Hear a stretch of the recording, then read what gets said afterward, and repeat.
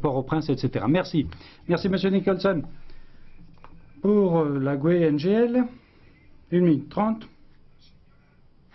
Madame Vergiat.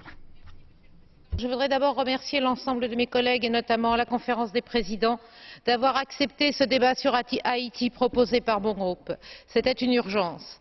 En janvier dernier, après le tremblement de terre, la communauté internationale s'est fortement mobilisée pour Haïti.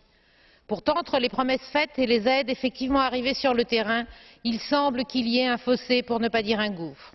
En mars dernier, Mme Ashton s'engageait au nom de l'Union européenne pour une aide de 1,235 milliard afin d'aider le peuple haïtien à construire un meilleur avenir. Je la cite.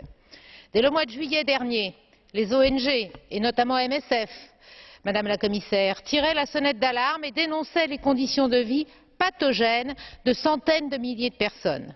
Dès lors, la situation n'a guère évolué et l'on s'étonne que l'épidémie de choléra se développe à grande vitesse. Et la communauté internationale recommence à s'apitoyer. Il y a déjà eu plus de 1000 morts et le nombre des personnes atteintes ne cesse de progresser alors que les spécialistes disent que les mesures pour éviter que la maladie soit mortelle sont relativement simples à prendre. Mais les personnels de santé sont mal formés à cette maladie et les produits sanitaires de première nécessité ont du mal à arriver. Comment, dans un contexte, ne pas comprendre que des émeutes aient eu lieu? La population haïtienne est en plein désarroi, elle a du mal à garder confiance dans la communauté internationale. Alors, Madame la Commissaire, mes questions seront simples. Où en est précisément l'ensemble de l'aide promise à Haïti par l'Union européenne et pas seulement l'aide humanitaire? Si elle était arrivée plus vite, ne pensez-vous pas que cette nouvelle tragédie aurait pu être évitée?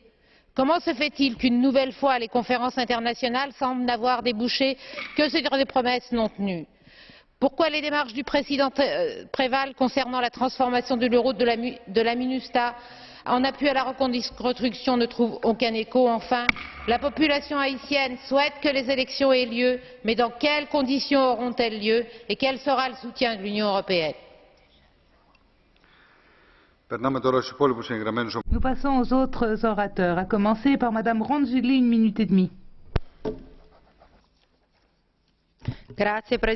Merci, Président.